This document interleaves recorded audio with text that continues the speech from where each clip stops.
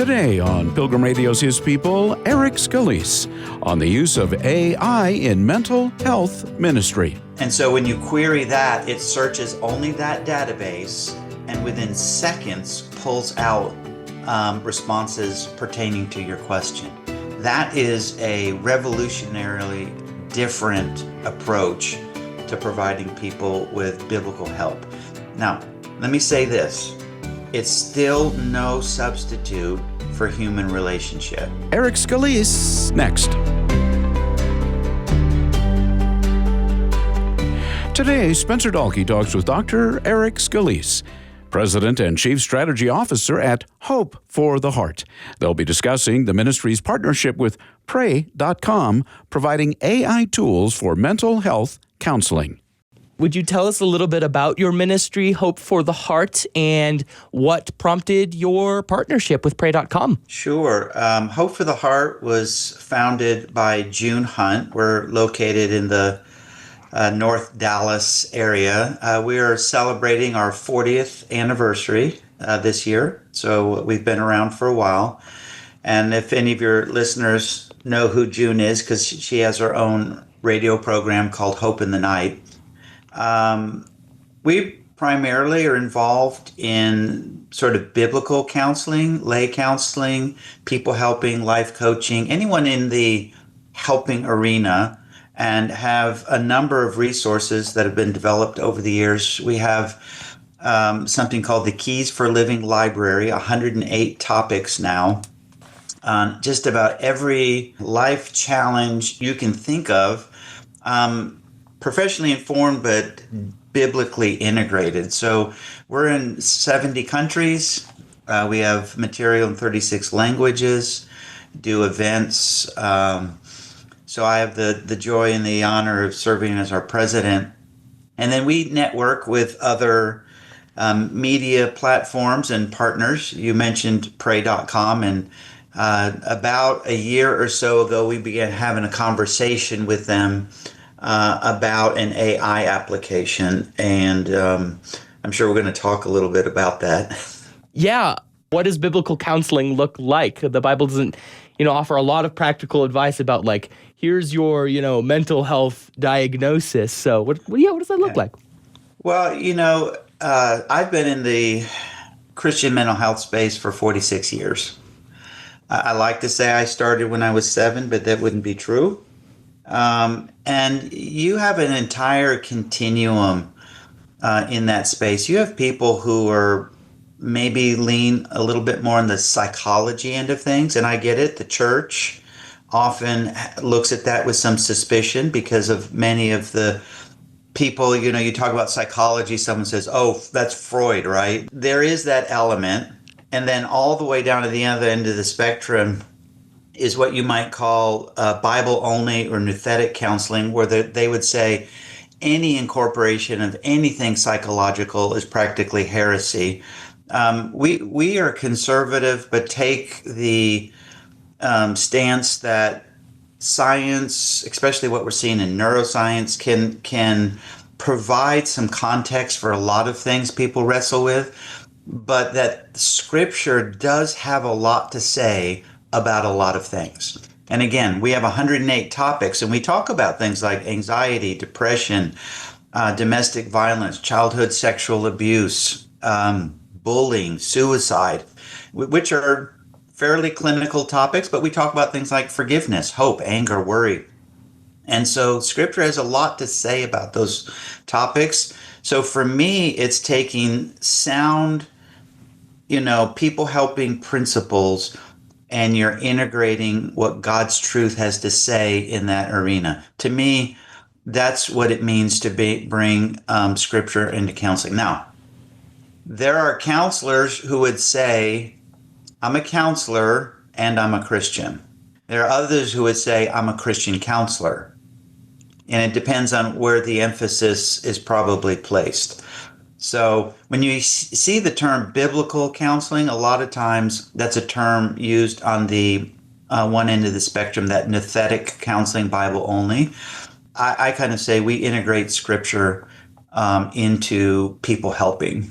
As the chief strategy officer, what was the strategy that went behind the, we need an AI tool to like help us with your app? I think you mentioned. Technology is always evolving, right, Spencer? And AI I don't even think we fully know what AI can or will do yet, to be honest. It's growing so fast. It's a worldwide phenomenon.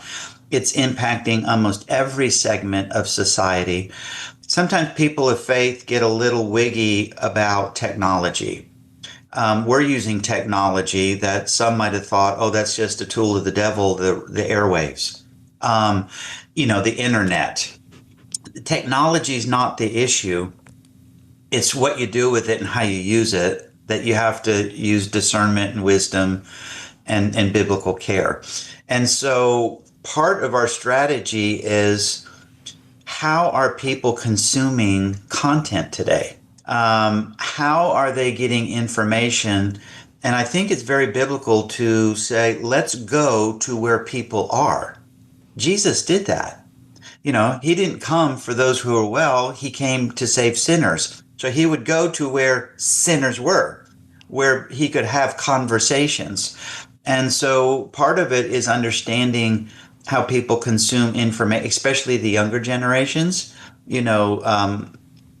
Gen Z and now Gen Alpha, a little bit millennial. They don't consume information necessarily how I did or I do today as a boomer. And so we have to pay attention to that. Texting. People communicate with text. Let me ask you, if someone sends you a text, are you more likely to read it than an email? Yes. You'll look at the subject line of the email and decide whether or not you want to open it up. If it's a text, it's probably short and you're like, what's that? Because I want to clear my phone. And then you would say, would you read an email or would you open a snail mail piece of literature, pull it out and read through the brochure and the letter and all that? People consume information differently. Google, I think, is still the number one sort of search engine. And you may know this. You know what the second most commonly used search engine is today? I would guess ChatGPT. YouTube. YouTube. People want to consume video. And when people want to find out something, they'll type it into YouTube because someone might have something to say about something. So it's just, and all of that evolves and changes, right? And so AI is here to stay, whether people like it, don't like it, trust it, don't trust it. So to engage and use it for kingdom purposes doesn't mean you run from it. It just means you approach it with discernment and with wisdom. And I think that's what we've done with Pray.com on this AI app that we partnered with them.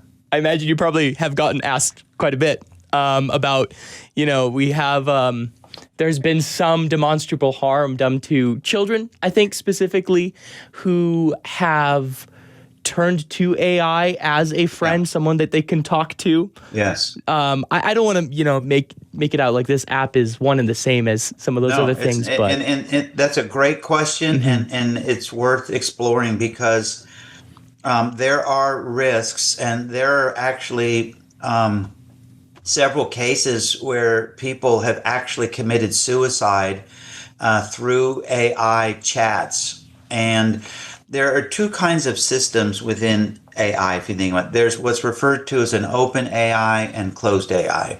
So ChatGPT, which you mentioned, and most systems are open AI. So you'll put a query in, and it'll literally search the entire internet world and draw from whatever's out there, good, bad, and ugly. And so sometimes you get the bad and you get the ugly, and you don't get things that are biblically informed or biblically solid. A closed system has to do when you put content within a system, think of a bucket, and when someone queries that system, it's only pulling from the content that was put in there. And so whether it's closed or open, you're often still having to train AI, pay attention to the responses. And now we're beginning to see what's referred to as generative AI, where AI is training itself, which is, again, I don't think we fully understand all the nuances yet. So what we did with Pray.com is we created a closed AI system. It's called the Hope for the Heart AI Counselor. So, Spencer, let's say you and I were talking and you told me, I'm wrestling with a little bit of depression here. My best friend got killed by a car accident. I'm just a mess. And I said, I have 108 books. It's about 15,000 pages worth of great, solid biblical information. Here, take the library. I'm pretty sure there's some help in those 15,000 pages for you. Well, that might take you a long time to scour through and find some helpful scripture passages or practical solutions. I gave Pray.com our entire Keys for Living library, all 15,000 pages. And so when you query that, it searches only that database and within seconds pulls out responses pertaining to your question. That is a revolutionarily different approach to providing people with biblical help. Now, let me say this. It's still no substitute for human relationship. It's still no substitute for face-to-face interaction. And so we build into it constantly trying to steer people. Maybe you need to talk to your pastor. Maybe you need to get in with a counselor. Does your church have a support group or other resources that you can engage in personally? We were created in relationship, through relationship, and for relationship. And when we bypass our God-created DNA, I don't think it's healthy. And so even a closed AI system can be unhealthy if you don't steer people back to human reality. And so you have to just be wise in that regard as well.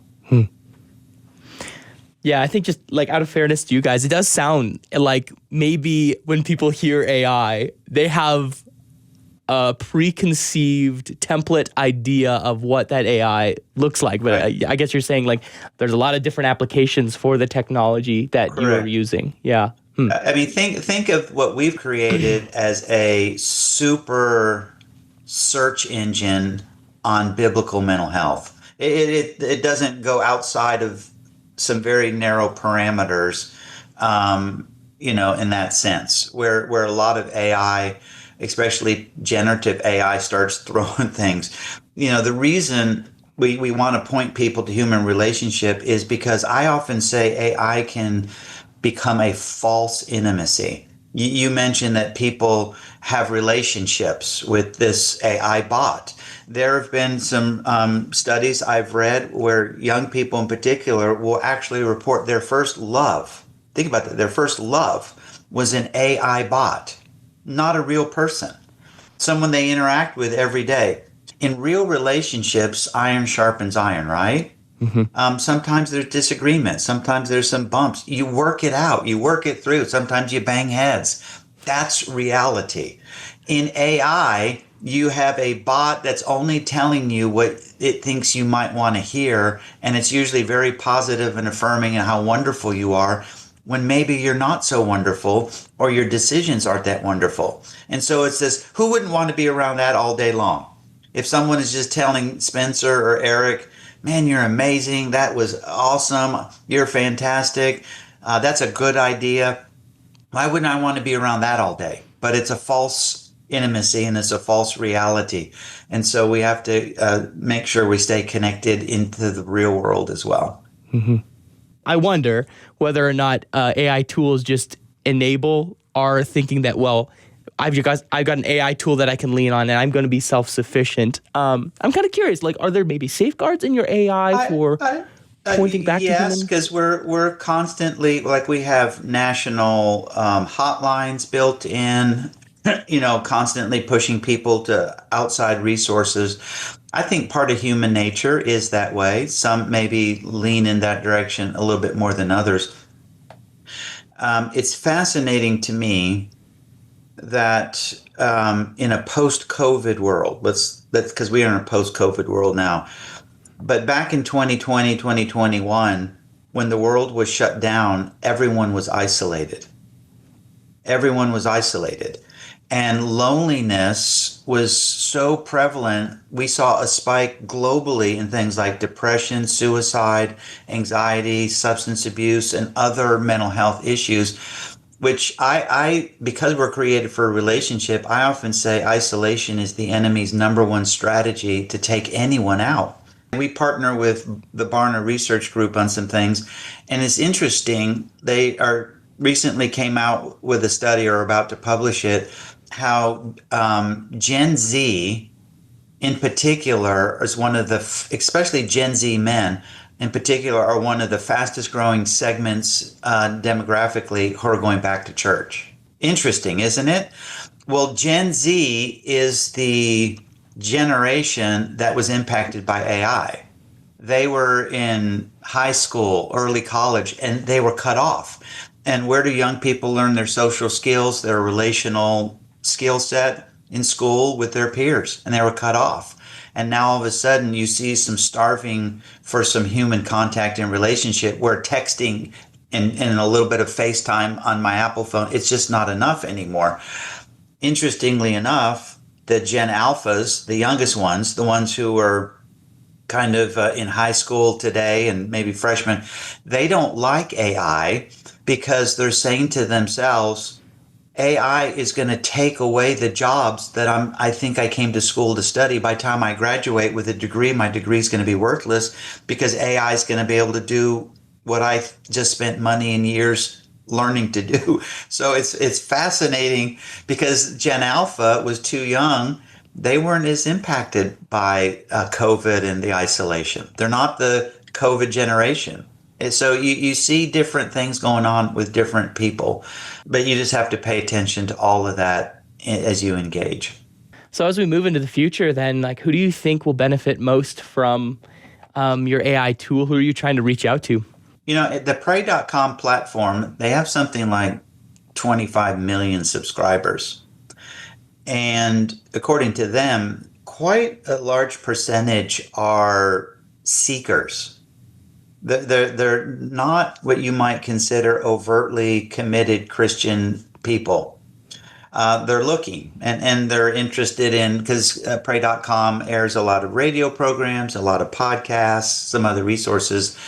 So could it help people begin to understand what Scripture might say to their human problems? I look at it two ways, Spencer.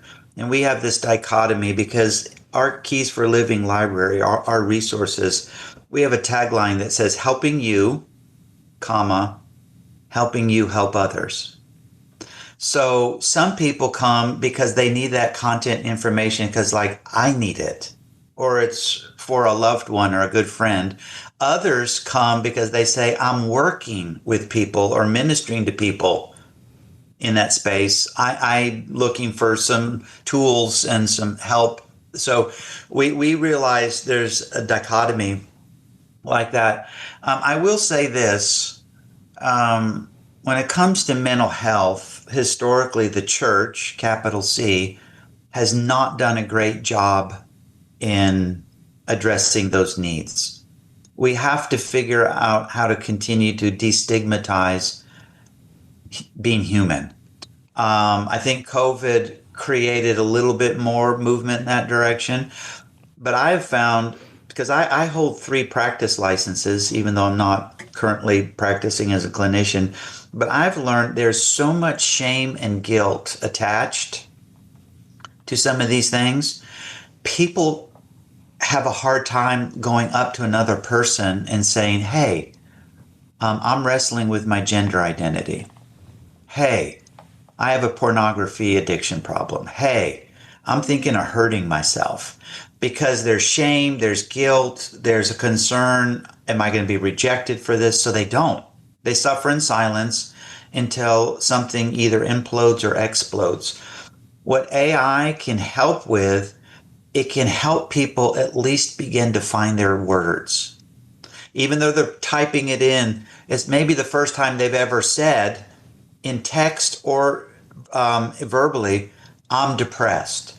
But now that they've even typed it out, it's like, okay, I've admitted it. I'm starting to ask questions. So if it can help people find their language and their words, and you can then steer them to human contact and resources and support systems, I think that's a potentially very good and very powerful use of an AI tool. A nice way to bridge the gap, I guess. Yeah, and Yeah. maybe start Yeah. encouraging humility. I guess it takes a lot of humility to say I'm weak, I'm struggling. Right. Yeah, But what person doesn't? Yeah. There's not a person on the planet probably that wouldn't prefer not to have their innermost thoughts, put out on the big screen. So we don't, and many. This is not a knock on pastors at all, but I'll say this: it's rare for me to talk to a pastor who felt called to the ministry primarily to counsel people. They were called to the ministry because they felt a call to preach and to teach, maybe disciple, maybe evangelize, but primarily preaching and teaching. Seminaries and Bible colleges do a horrible job even prepping pastors for that role. And if you talk to enough, and if they're really honest, most would say, I don't actually enjoy it either. And yet, here's what the research says: 75% of people of faith, when they're in crisis, guess who they want to talk to first? Pastor. And the pastor's like, I don't feel called, I wasn't trained, and I don't really like it. I have said to a pastor, I'm like, Pastor, that's okay. But trust me, there are people in your congregation who 1000% absolutely feel called to come and walk alongside broken people and hurt people. I said, find them, equip them, oversee them, and they will come alongside you in the leadership and help the church, the first responders of the church. And so the church needs to step up into this space. AI is maybe one piece of it. We look at all of our other resources as another way to equip and empower the church. How might AI shape biblical counseling in the next few years? Counseling, by its very nature, is relationship driven. I joined a colleague of mine about 8, 9, 10 years ago on a rewrite of his classic book on lay counseling equipping the church, which was originally written back in the mid 1990s. And having looked at the research, here's what we discovered, Spencer. A competently trained lay counselor, someone with no letters past their last name, had about the same measure of success, if you will, as most licensed clinicians in most presenting issues. Now think about that for a minute. My professional colleagues don't want to hear that because they spent thousands of dollars and years getting that degree and that license.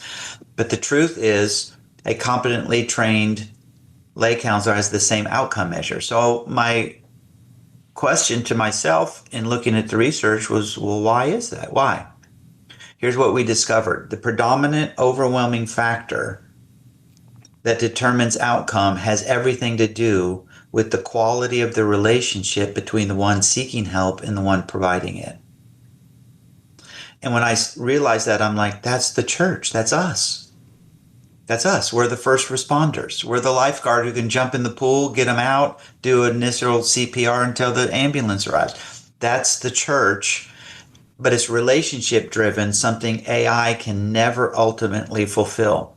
So I don't quite know, because I don't think anyone knows where AI is going into the future yet. It's too new. It's evolving too fast.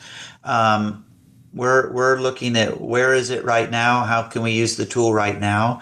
I think you'll see more and more content which will be AI created and driven. I've seen some studies that say, imagine this, most college professors could be out of a job because AI can teach their classes for them. Okay. And with online education being a significant way that higher ed students now consume and get degrees, they're not in a classroom. They're happy to get a lecture from an AI-driven person. I just need the content because I have to write the paper and take the test and get my degree. So we don't yet know all the ways AI might develop or be consumed. I just think we have to continue to make sure, where is it drawing its source from? Is it biblically oriented, biblically integrated, and does it keep people moving toward relationship ultimately? I often say this, Spencer, we may be the most technologically connected society ever. You're doing a radio program, we're on Zoom. We're technologically connected right now. But we are also probably the most relationally disconnected society ever as well.